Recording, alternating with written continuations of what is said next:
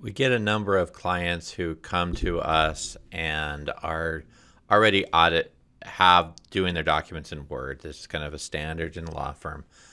And they want to know what happens if I go through and automate just my Word documents in Word. What are my options? And in this video, we're going to go through some of your options. And then on other videos on this page, you'll also see some options with NACLI, how it compares. So you can do a comparison feature of what's possible in Word versus what's possible in NACLI. So in this video, we'll just talk about what's possible in Word. So the first thing is I've just got a simple demand letter here, and usually we're going to put a date in. You know, you could certainly go through and type date and then just have someone replace it. There are some word controls that you can do. You can go to developer. If you don't have developer, all you need to do is go click on this button here, show more commands, go to customize ribbon, and in the main tabs you'll see developer. In most cases it will be unchecked, so go ahead and check it. And you'll see the developer tab. So I'm going to click on the developer tab, and in here these are our automation options in Word. I'm going to go ahead and put in a date picker and select the property, so I can go through and say get the format the way I want it and bring that in. Now what will happen is when I click on it, I can click from today and put the date in.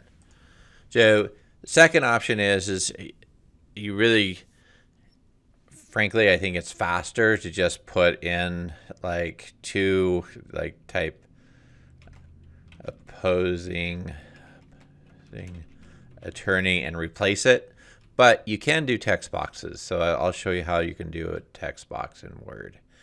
Come up here, I've got it highlighted. I click on add, and then I can type who the opposing party is. I can even go to the point of giving it a title, opposing attorney, and put that in.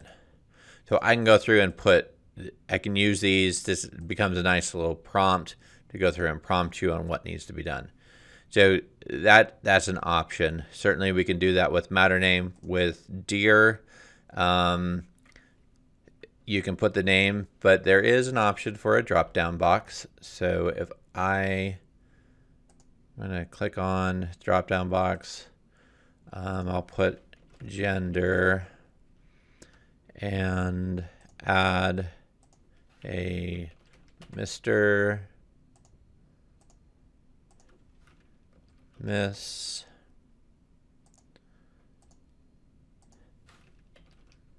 Mrs., and I'll put doctor, since that's another one that's used fairly regularly, and I can remove this one. Nice thing here is when I get to this point, I can just select, and I can select who it is that I want, so Mr. or Mrs. And if I want to use that somewhere else, so I have Mr. right here, I've actually already set it up that I've got that same thing. You can copy and paste it and use it in other spots. So as you go through it, you can go through and enter information. You can add fields if you want. Certainly add these fields. Where it gets a little bit more difficult in Word is I see I'm using Jane Doe here in this instance and also in this instance. There is a way to do a bookmark so that when you go through and put it in, that it will fill it out in multiple spots, but it's a little bit more complicated, and I find it's difficult to use at times. So now I've gone through. Most people are just they'll put a field here that says title. They'll put the address, just basically prompt, and they'll do a find and replace based on who the client is. So in this case, I would put Jane Doe and do a find and replace and go through it. So these are some of the basic options you have in Word. Certainly you can go through and do macros and get a little bit fancier if you want. There are options there.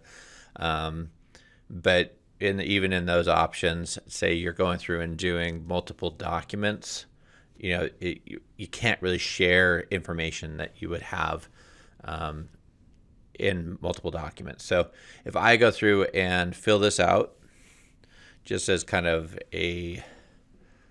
I can go through, fill it out now to John, attorney,